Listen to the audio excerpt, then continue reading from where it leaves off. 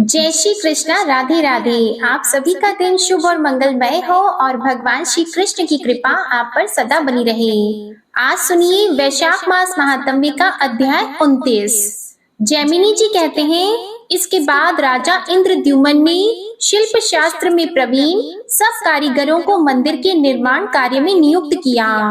थोड़े ही समय में मंदिर बनकर इतना ऊंचा हो गया कि वह नीचे से दिखाई नहीं पड़ता था। उस समय भारतवर्ष में जितने समकालीन राजा थे वे सभी राजा इंद्रद्युम्न के उस पुण्य कार्य में संलग्न थे। वह मंदिर ऊंचाई में आकाश को छूता था और चौड़ाई में सब दिशाओं को पूरा कर रहा था। उसमें स्थान स्थान पर स्वर्ण जड़ा हुआ था और अनेक प्रकार के रत्नों से वह परम उज्जवल प्रतीत होता था। कहीं स्फटिक शिला का योग होने से उसकी छवि शरद ऋतु के बादलों की सी सफेद जान पड़ती थी। कहीं काले पत्थर की बनी हुई दीवार बादलों की काली घटा सी दिखाई पड़ती थी। इस प्रकार परम सुंदर बने हुए भगवान विष्णु के मनोहर प्रासाद अर्थात महल में विधि पूर्वक गर्भ प्रतिष्ठा करके बिजली गिरने आदि उपद्रवों से मंदिर को कोई क्षति न पहुँचे, इसके लिए शिल्प शास्त्रों में निश्चित विधान के अनुसार अपने पुरुषार्थ से उपार्जित की हुई मणि आदि को यथा योग्य स्थानों पर लगाया गया। फिर मंदिर निर्माण के लिए आवश्यक सामग्री के अनुरूप बहुमूल्य वस्तुओं का वहां यत्न पूर्वक संग्रह करवाया गया। तीनों लोकों के राजा मन से भी जिसकी संभावना नहीं कर सकते थे, ऐसे मनोहर एवं कीर्ति बढ़ाने वाले मंदिर का निर्माण होने लगा। उसके तैयार हो जाने पर राजा इंद्रद्युम्न ने मुनिवर नारद जी से कहा, देवताओं और असुरों के लिए भी जो असंभव था वह सब मेरा कार्य भगवत कृपा से संपन्न हो गया। यह कहकर उन्होंने नारद जी के चरणों में प्रणाम किया। नारद जी ने भी राजा को उठाकर उनका सत्कार किया और कहा, राजन, इस समय तुम जीवन मुक्त हो गए हो। भगवान के चरणाविंदों में अनन्य भक्ति पूर्वक तुम्हारा मन जिस प्रकार लगा हुआ है उससे बढ़कर मनुष्य के लिए और कौन सा पुरुषार्थ हो सकता है। भोपाल तीर्थ मंत्र जप दान बहुत दक्षिणा वाले यज्ञ व्रत स्वाध्याय और तपस्या से भी जिसे प्राप्त करना असंभव है वही केवल भक्ति से तुम्हारे हाथ में आ गया है। राजेंद्र, तुम दीर्घ काल तक पृथ्वी पर स्थित रहकर बड़े बड़े उत्सवों और उपचारों से जगन्नाथ जी की उत्कृष्ट पूजा करो। इसके बाद इंद्रद्युम्न ने जगन्नाथ जी को दंडवत प्रणाम किया और इस प्रकार स्तुति की, ब्रह्मांड देव भगवान को नमस्कार है। गौओं और ब्राह्मणों के हितैषी शरणागतों का दुख दूर करने वाले तथा चार पुरुषार्थों के एकमात्र हेतु भगवान श्री हरि को नमस्कार है। हिरण्य गर्भ रूप पुरुष और प्राकृत व्यक्त जगत दोनों आपके स्वरूप हैं, आपको नमस्कार है। शुद्ध ज्ञान स्वरूप सच्चिदानंदमय भगवान वासुदेव को नमस्कार है। इस प्रकार स्तुति करते हुए राजा इंद्रद्युम्न के नेत्रों में आंसू भर आए। उन्होंने परिक्रमा करके बार बार भगवान को प्रणाम किया और जो अन्य देवता वहां आए थे वे प्रसन्नता पूर्वक भगवान को प्रणाम करके हाथ जोड़कर उनकी स्तुति करने लगे। देवताओं ने स्तुति करके बार बार प्रणाम किया और इंद्रद्युम्न के साथ बाहर निकलकर सब के सब भगवान नरसिंह जी के क्षेत्र में गए। वहां साष्टांग प्रणाम और नमस्कार करके परम भक्ति पूर्वक उन्होंने श्री नरसिंह देव का पूजन किया। उसके बाद वे नीलाचल के शिखर पर जहां उत्तम प्रासाद का निर्माण हुआ था वहां गए। देवताओं ने आकाश मंडल में व्याप्त उस उच्चतम मंदिर को देखा। राजा इंद्रद्युम्न ने विचार किया कि यह पूर्ण हुआ भगवान का उत्तम मंदिर दीर्घ काल के बाद मेरे दृष्टि पथ में आया है। यह सब भगवान के अनुग्रह से हुआ है, इसमें मनुष्य का कोई पुरुषार्थ नहीं है। इसके बाद उन्होंने अपने सहायकों से कहा, जब काष्ठमय शरीर धारण करके स्वयं भगवान यहाँ प्रकट हुए थे उस समय आकाशवाणी ने मुझसे कहा था कि तुम नीलाचल के शिखर पर जगन्नाथ जी की प्रतिष्ठा के लिए 1000 हाथ का मंदिर बनाओ और उसकी स्थापना के समय स्वयं ब्रह्मा जी सिद्धों ब्रह्मर्षियों और देवताओं के साथ वहां पधारेंगे। इसके बाद राजा ने नारद जी से पूछा, मुनि श्रेष्ठ, मैं प्रतिष्ठा विधि की वस्तुओं के विषय में कोई जानकारी नहीं रखता। जो जो एकत्र करने योग्य वस्तुएं हो उन सबको क्रम से बताइए। राजा के इस प्रकार कहने पर नारद जी ने शास्त्र के अनुसार विचार करके सब सामग्री की सूची एक पत्र पर लिखकर उन्हें दे दी। राजा ने वह पत्र पद्मनिधि को दिया और कहा, इसमें लिखी हुई वस्तुएं एकत्र करो, ब्रह्मा जी के लिए दिव्य भवन का निर्माण करो। ब्रह्मर्षियों, इंद्र आदि देवताओं, सिद्धों, मनुष्यों तथा मुनीश्वरों के लिए यथा योग्य स्थान बनाओ। इस प्रकार आदेश देते हुए राजा इंद्रद्युम्न से नारद जी ने कहा, राजन, 3 रथ तैयार कराइए। भगवान वासुदेव के रथ पर गरुड़ ध्वज फहरा रहा हो और सुभद्रा जी के रथ के ऊपर कमल के चिन्ह से युक्त ध्वजा लगाई गई हो।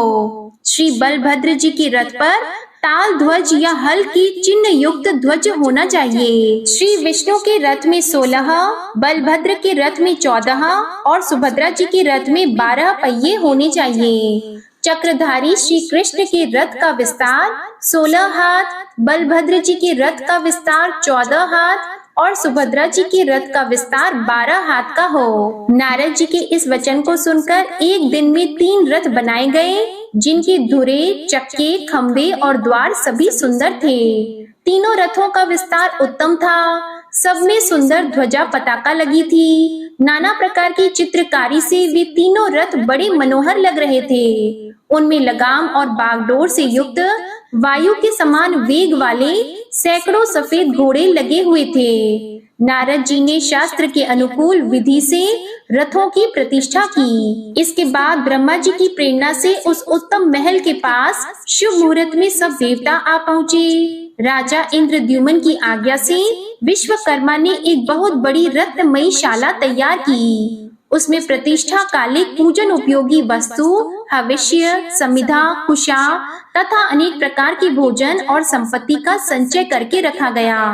उस समय पृथ्वी पर गाल नामक राजा राज्य करते थे। उन्होंने भी माधव की एक प्रस्तर मूर्ति बनवाई और उसके लिए एक छोटा सा मंदिर तैयार कराकर उसमें उसकी स्थापना और पूजा की। फिर दूत के मुख से राजा इंद्रद्युम्न के उद्योग को सुनकर राजा को क्रोध हुआ और वे सेना समेत कुपित होकर नीलाचल पर आए।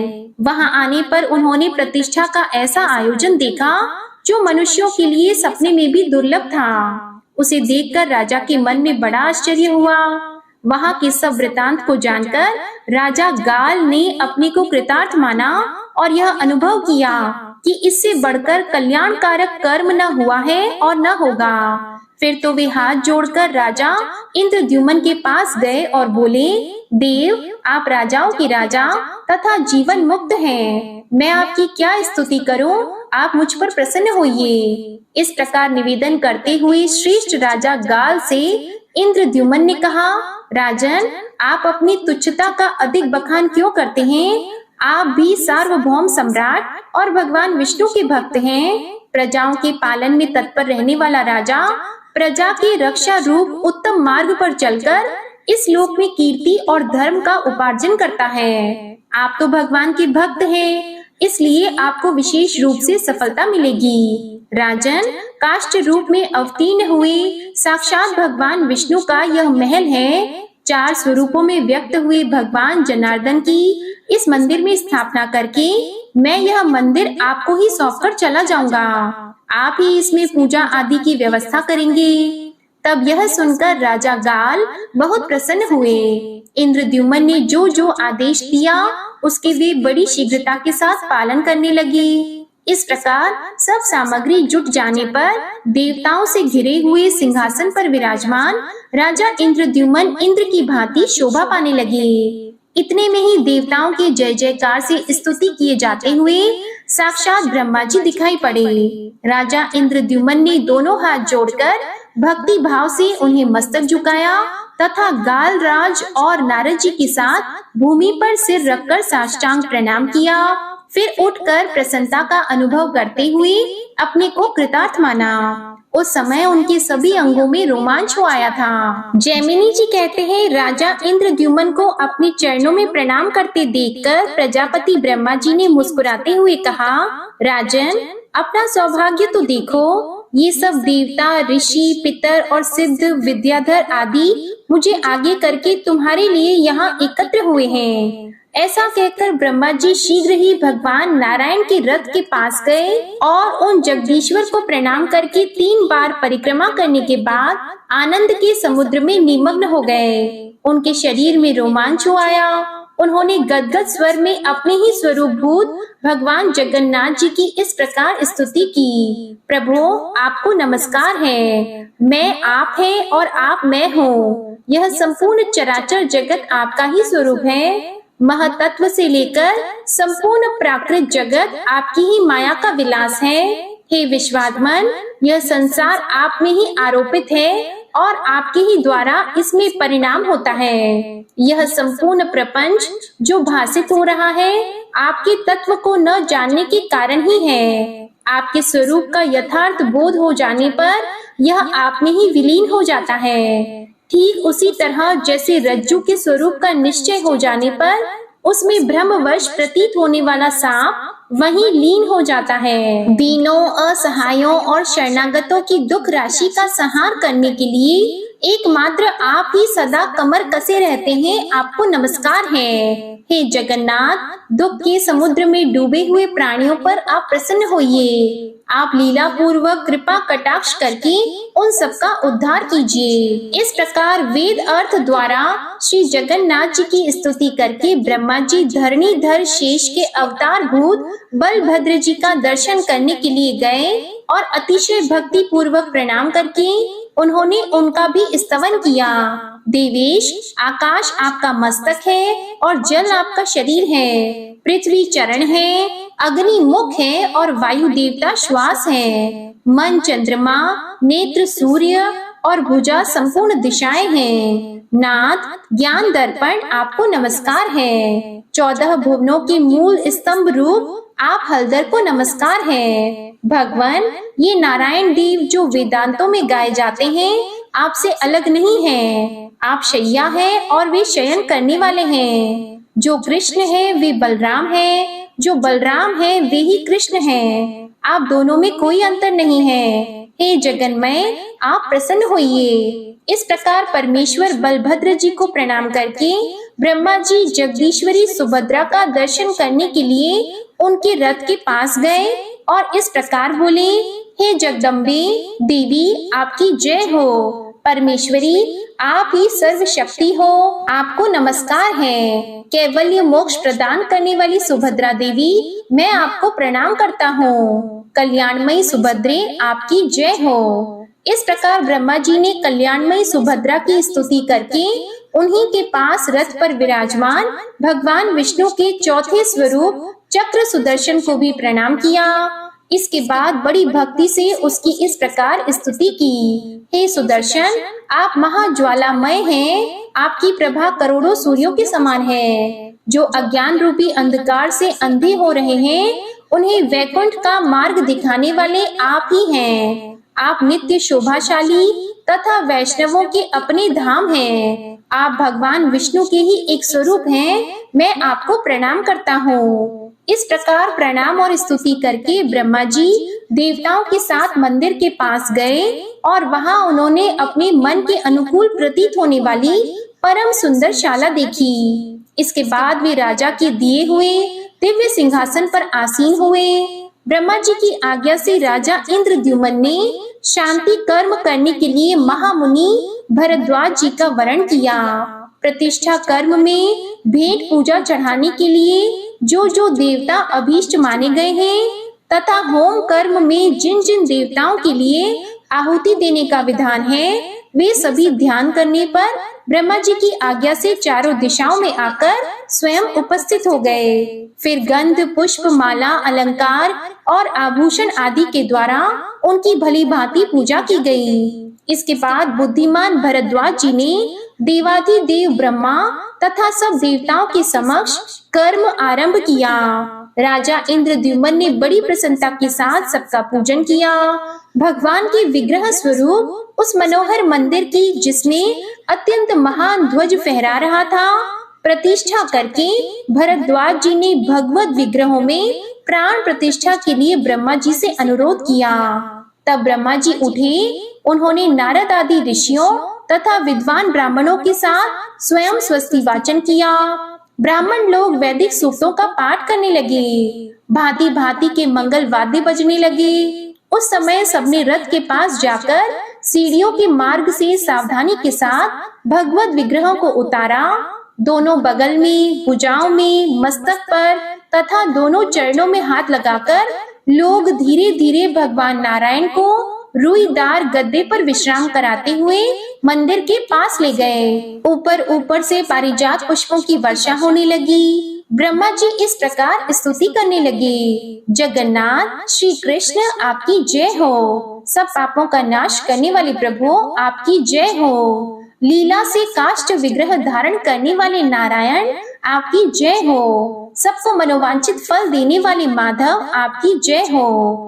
हे अच्युत अनंत ईशान आपकी जय हो, जय हो। हे प्रभु आपको नमस्कार है। यह स्तुति होते समय नारद जी बड़ी प्रसन्नता के साथ वीणा बजाते थे। भगवान के मस्तक पर पीछे की ओर से 2 रत्नमय छत्र लगाए गए। दोनों पार्श्व भाग में चामरग्राही देवता पंक्तिबद्ध खड़े थे, जो धीरे धीरे चंवर डुला रहे थे। इसी प्रकार सब लोग बड़े कौतूहल के साथ बलभद्र, सुभद्रा तथा सुदर्शन चक्र के विग्रहों को भी ले गए। मंदिर के मुख्य द्वार पर रत्नमय स्तंभों से सुशोभित मंडप तैयार किया गया था। उसमें अभिषेक के लिए भगवान को पधराया गया। उन सब विग्रहों के सामने दर्पण रख दिए गए और फिर रत्नों के कलशों में रखे हुए तीर्थों के जल से एक एक कर पुरुष सूक्त और श्री सूक्त पाठ करते हुए स्वयं ब्रह्मा जी ने लोक शिक्षा के लिए अभिषेक किया। इसके बाद अलंकार धारण कराकर भगवत विग्रहों को गंध और माला आदि से सुशोभित करके ब्रह्मा जी ने स्वयं ही आरती उतारी और मंत्र पढ़ते हुए उन सब विग्रहों को रत्नमय सिंहासनों पर स्थापित किया। श्री ब्रह्मा जी बोले, संपूर्ण जगत के आधार तथा समस्त लोकों पे प्रतिष्ठित सर्वव्यापी जनार्दन, आप इस मंदिर में सुस्थिर भाव से विराजमान होइए। यह प्रतिष्ठा सुप्रतिष्ठा हो। हे नाथ, आपके प्रतिष्ठित होने पर हम सब यहाँ प्रतिष्ठित होंगे। आपकी आज्ञा और आपके प्रसाद से यह प्रतिष्ठा परिपूर्ण हो। इस प्रकार जगन्नाथ जी की स्थापना करके ब्रह्मा जी ने उनके हृदय कमल का स्पर्श करते हुए अनुष्ठुप मंत्र राज का 1 सहस्त्र जप किया। अनुष्ठुप मंत्र राज इस प्रकार है, उग्रम वीरम महाविष्णुम ज्वलतम सर्वतोमुखम नरसिंहम भीषणम भद्रम मृत्युम मृत्युम नमाम्यहम। इसके बाद वैशाख मास के शुक्ल पक्ष में अष्टमी तिथि को पुष्य नक्षत्र के योग में उत्तम बृहस्पतिवार के दिन भगवान जगन्नाथ जी की प्रतिष्ठा की गई। इसलिए वह दिन परम पवित्र एवं सब पापों का नाश करने वाला है। उसमें किया हुआ स्नान, दान, तप, होम आदि सब पुण्य कार्य अक्षय होता है। जो मनुष्य उस दिन भक्ति भाव से भगवान श्री कृष्ण, बलराम जी और सुभद्रा जी का दर्शन करते हैं, वे निसंदेह मोक्ष के भागी होते हैं। वैशाख मास में जो शुक्ल पक्ष की अष्टमी आती है, उसमें यदि बृहस्पतिवार और पुष्य नक्षत्र का योग हो तो उस दिन किया हुआ जगन्नाथ जी का पूजन कोटि कोटि जन्मों के पापों का नाश करने वाला होता है। जय श्री कृष्णा। आज का अध्याय यहीं समाप्त हुआ। इसके आगे का वृतांत आप अगले अध्याय में सुनिएगा। अब आप सुनिए विष्णु चालीसा का पाठ। विष्णु सुनिए विनय सेवक की चित लाए, कीरत कुछ वर्णन करो दीजिए ज्ञान बताए। नमो विष्णु भगवान खरारी, कष्ट नशावन अखिल बिहारी। प्रबल जगत में शक्ति तुम्हारी, त्रिभुवन फैल रही उजियारी। सुंदर रूप मनोहर सूरत, सरल स्वभाव मोहनी मूरत। तन पर पीतांबर अति सोहत, बैजंती माला मन मोहत। शंख चक्र कर गदा विराजे, देखत दैत्य असुर दल भाजे। सत्य धर्म मद लोभन गाजे, काम क्रोध मद लोभ न छाजे। संत भक्त सज्जन मन रंजन, दनुज असुर दुष्टन दल गंजन। सुख उपजाय कष्ट सब भंजन, दोष मिटाय करत जन सज्जन। पाप काट भव सिंधु उतारण, कष्ट नाश कर भक्त उबारण। करत अनेक रूप प्रभु धारण, केवल आप भक्ति के कारण। धरणी धेनु बन तुम ही पुकारा, तब तुम रूप राम का धारा। भार उतार असुर दल मारा, रावण आदिक को संहारा। आप वराह रूप बनाया, हिरण्याक्ष को मार गिराया। धर्मस्य तन सिंधु बनाया, 14 रत्नन को निकलाया। अमिलख असुरन द्वंद मचाया, रूप मोहिनी आप दिखाया। देवों को अमृत पान कराया, असुरन को छवि से बहलाया। कूर्म रूप धर सिंधु मझाया, मंदराचल गिरि तुरत उठाया। शंकर का तुम फंद छुड़ाया, भस्मासुर को रूप दिखाया। वेदन को जब असुर डुबाया, कर प्रबंध उन्हें ढूंढवाया। मोहित बन कर खल ही नचाया, उस ही कर से भस्म कराया। असुर जलंधर अति बलदाई, शंकर से उनकी न लड़ाई। हार पार शिव सकल बनाई, कीन सती से छल खल जाई। सुमिरन कीन तुम्हें शिव रानी, बतलाई सब विपत कहानी। तब तुम बने मुनीश्वर ज्ञानी, वृंदा की सब सुरति भुलानी। देख 3 धनुज शैतानी, वृंदा आए तुम्हें लपटानी। हो स्पर्श धर्म क्षति मानी, हना असुर उर शिव शैतानी। तुमने ध्रुव प्रहलाद उबारे, हिरणाकुश आदिक खल मारे। गणिका और अजामिल तारे, बहुत भक्त भव सिंधु उतारे। हरहु सकल संताप हमारे, कृपा करहु हरि सिरजनहारे। देखहु मैं निज दर्श तुम्हारे, दीप बंधु भक्तन हितकारे। चाहता आपका सेवक दर्शन, करहु दया अपनी मधुसूदन। जानो नहीं योग्य जब पूजन, होय यज्ञ स्तुति अनुमोदन। शील दया संतोष सुलक्षण, विदित नहीं व्रत बोध विलक्षण। करहु आपका किस विधि पूजन, कुमति विलोक होत दुख भीषण। करहु प्रणाम कौन विधि सुमिरन, कौन भांति मैं करहु समर्पण। सुर मुनि करत सदा सेवकाई, हर्षित रहत परम गति पाई। दीन दुखिन पर सदा सहाई, निज जन जान लेव अपनाई। पाप दोष संताप नशाओ, भव बंधन से मुक्त कराओ। सुत संपत्ति दे सुख उपजाओ, निज चरणन का दास बनाओ। निगम सदा ये विनय सुनावे, पढ़े सुने सो जन सुख पावे। श्री विष्णु चालीसा समाप्त होती है। प्रेम से बोलिए भगवान विष्णु और माता लक्ष्मी की जय। आपको आज की कथा पसंद आए तो वीडियो को लाइक करिएगा, शेयर करिएगा, कमेंट में भगवान श्री लक्ष्मी नारायण जी की जय लिखिएगा और चैनल को भी सब्सक्राइब करिएगा। इसी के साथ आज आप हमारे चैनल पर वैशाख पूर्णिमा की व्रत कथा और श्री सत्यनारायण व्रत कथा भी जरूर सुनिएगा। प्रेम से बोलिए जय श्री राधे कृष्णा।